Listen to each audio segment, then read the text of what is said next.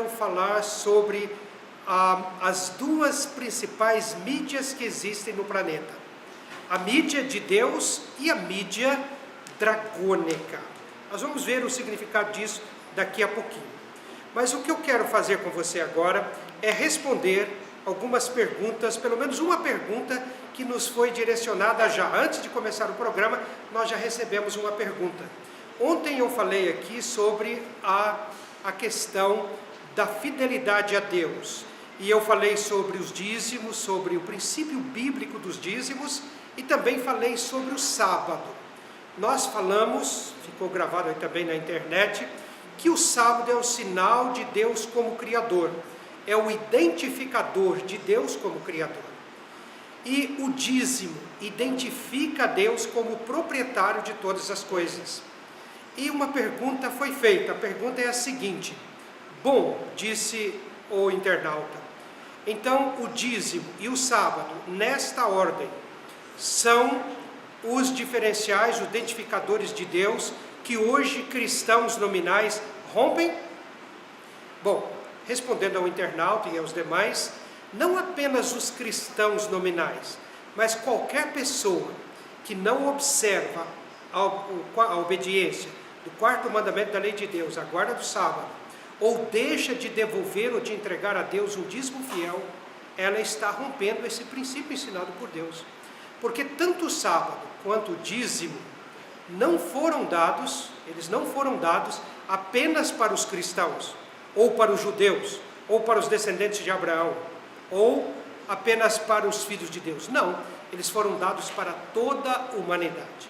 Então todo homem que vem ao mundo, ele deve esse reconhecimento a Deus, primeiro como Criador de todas as coisas. Nós cremos no relato bíblico de que Deus criou todas as coisas. E nós cremos também no relato bíblico de que o dízimo é um compromisso que nós temos para com Deus. Eu até expliquei, exemplifiquei, que o dízimo está para o homem hoje, assim como a árvore do conhecimento do bem e do mal estava para Adão e Eva no jardim do Éden.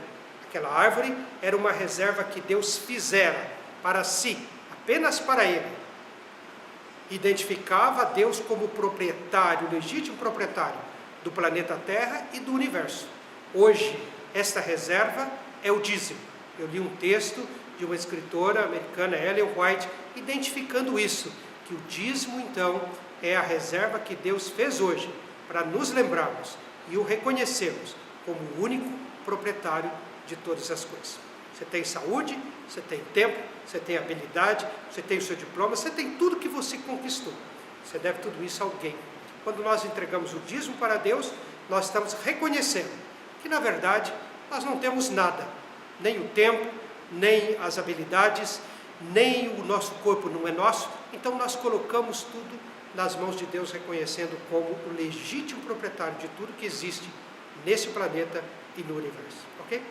Se você quiser, amanhã mande outra pergunta ou mais perguntas aí pelo endereço e amanhã nós vamos responder aqui a vocês.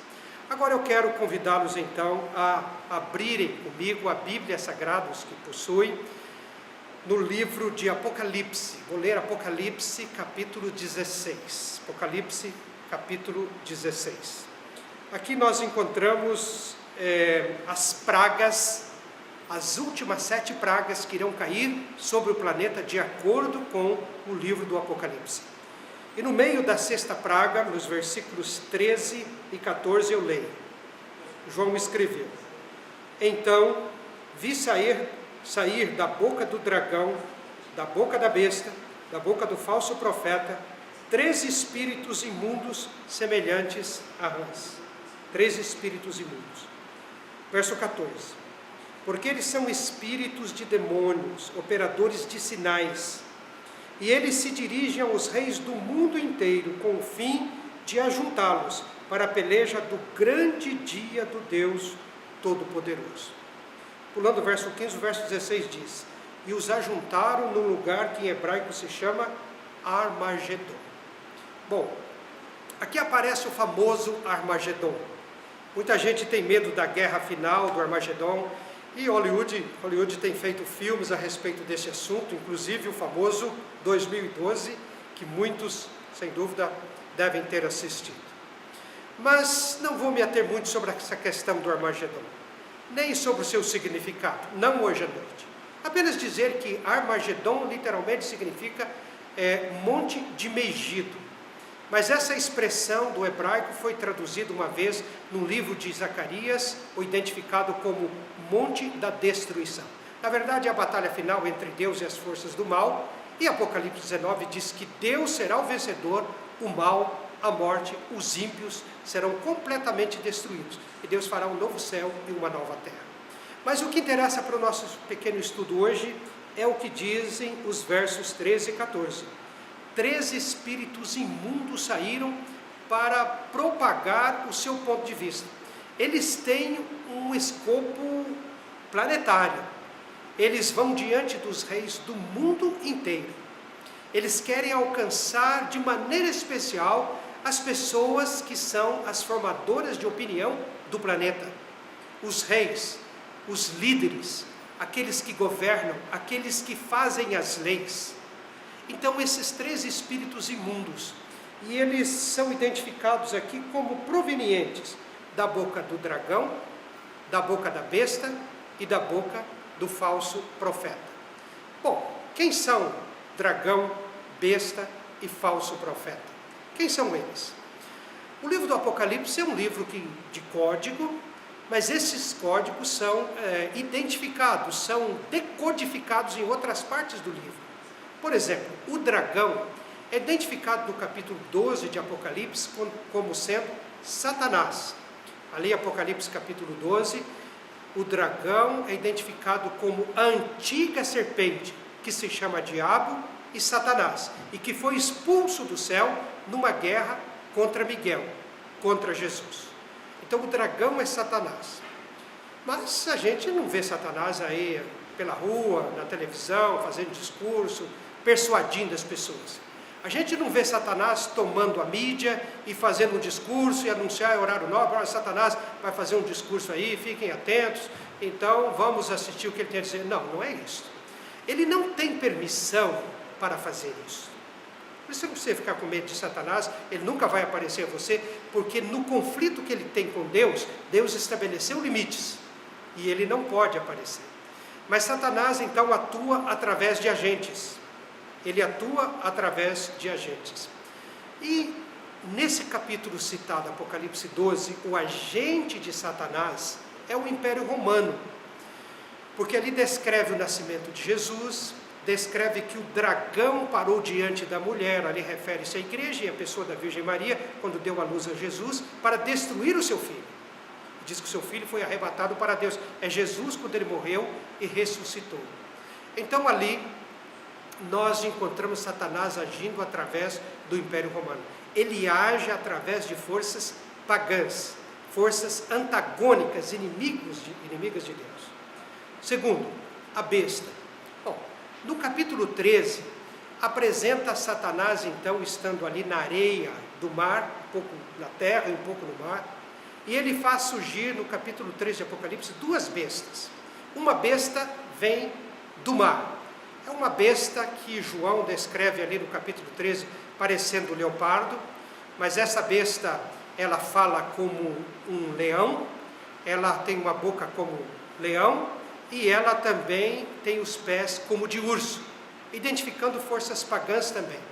Esta besta, historicamente, é identificada com o próprio cristianismo, que afastou dos ensinos da Bíblia, dos ensinos da Palavra de Deus, e começou a ensinar doutrinas pagãs dentro do cristianismo. Abandonou a Bíblia e começou a ensinar doutrinas do paganismo, especialmente doutrinas que eram praticadas, práticas religiosas praticadas, realizadas dentro do Império Romano.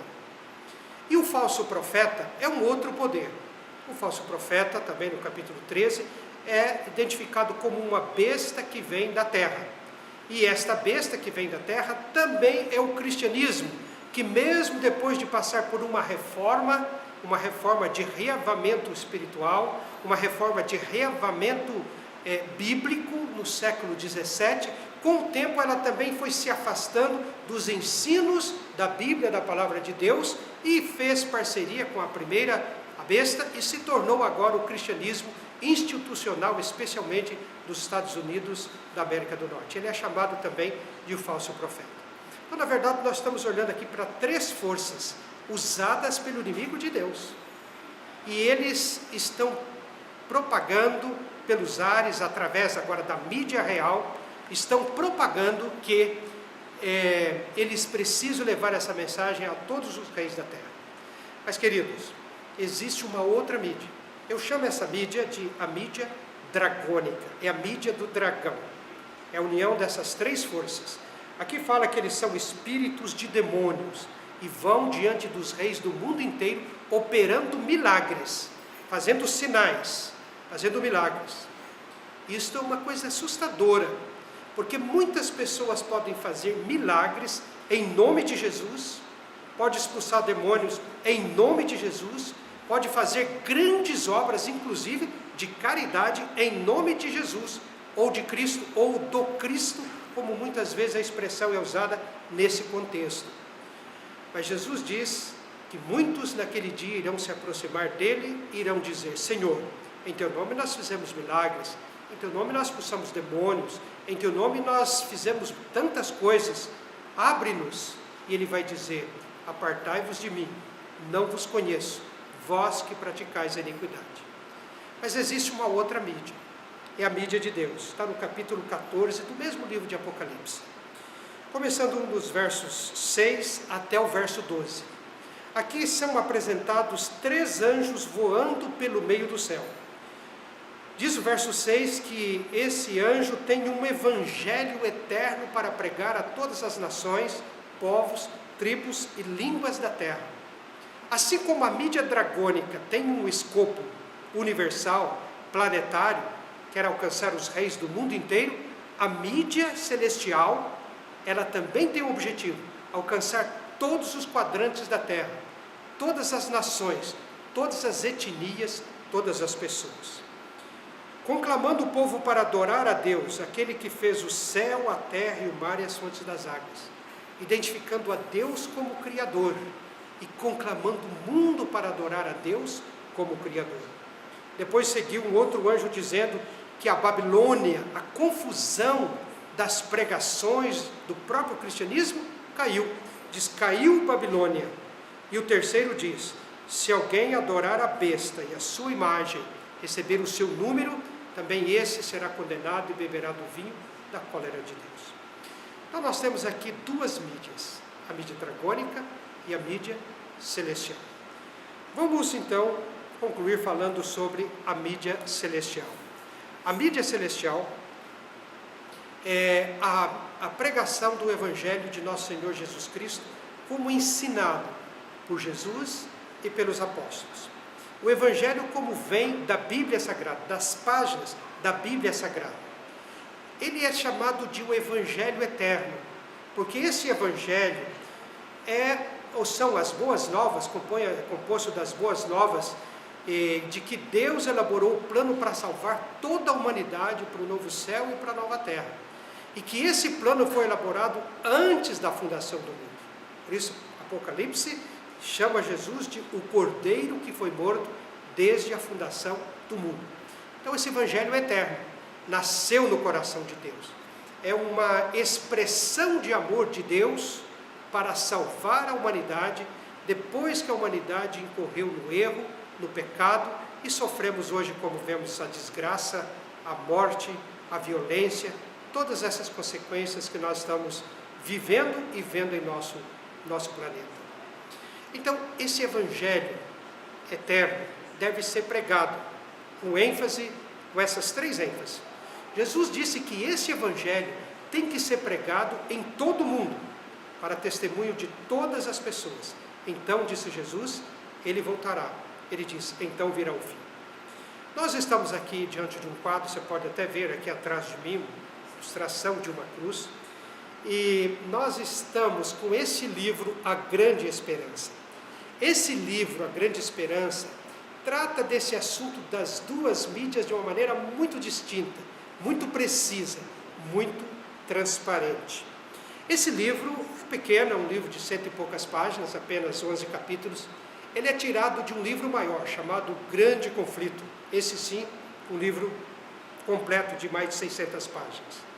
Nós estamos entregando para cada pessoa da região de Campinas, 81 cidades ao todo aqui, nós estamos entregando esse ano um livro para cada família aqui da nossa região.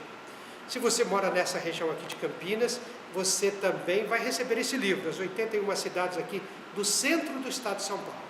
Mas se você não mora aqui, eu tenho uma notícia muito boa para você. No Brasil inteiro, nós estamos fazendo um esforço e patrocinado pelas pessoas que são membros ou simpatizantes da Igreja Adventista, não precisa ser Adventista, você inclusive pode doar. Nós estamos entregando um livro desse em média para cada brasileiro.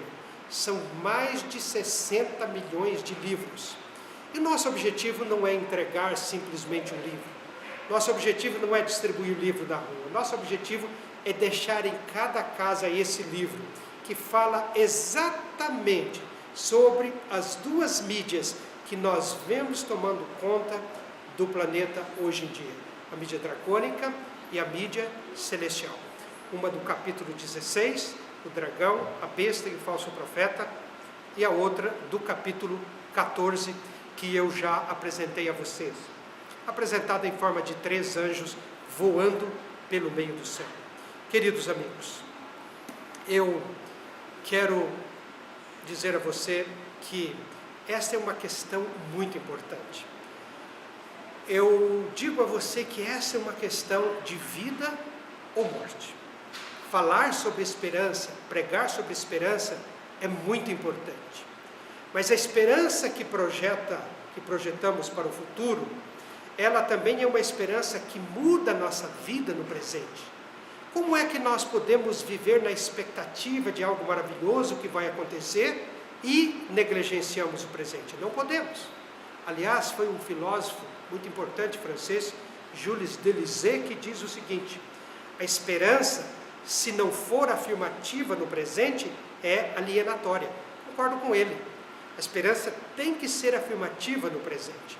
E amanhã nós vamos falar um pouquinho como nós podemos viver essa esperança hoje, aguardando algo extraordinário, baseado na promessa de Deus, que a mídia celestial vai triunfar, o evangelho da salvação e do amor de Deus será pregado em todo o mundo para todas as pessoas, Jesus vai voltar, a morte vai acabar, a dor, o sofrimento, as drogas, o divórcio, as tristezas que nos assolam o dia a dia, todas serão eliminadas. A própria morte, diz a Bíblia, será destruída. Satanás e seus anjos serão destruídos para sempre no lago de fogo e enxofre. Mas enquanto esse dia não chega, enquanto olhamos para essa esperança futura, como vivemos no passado? Então eu vou falar um pouquinho sobre isso, nesse mesmo horário. Amanhã às 7 da noite, vou estar falando com você de novo. Nós vamos falar um pouquinho como nós podemos nos preparar para esse dia maravilhoso. Como podemos ajudar as pessoas ao nosso redor, dentro da nossa casa, na sala de aula, no nosso trabalho, nas nossas vizinhanças. Como levar essas pessoas, essas boas novas, de que, embora parece que o mal prospera, parece que o mal vai triunfar, parece que o ateísmo, o evolucionismo tomaram conta completamente da humanidade, parece que a família agora mudou, não é mais uma família composta de pai, mãe e filhos. Amanhã eu quero mostrar para vocês como nós podemos nos preparar melhor para esse futuro, vivendo de maneira positiva, de maneira útil, de maneira solidária com os nossos semelhantes, o presente. Deus ama você, Ele vai cumprir a sua palavra, Jesus vai voltar, Ele morreu em seu lugar, Ele morreu exatamente por você, e um dia Ele vai voltar para levar você para aquilo que Ele disse no Evangelho de João, a casa do Pai. Eu quero estar pronto para esse dia, quero que você também esteja pronto para esse dia. Que Deus abençoe você, amanhã nos encontraremos aqui de novo.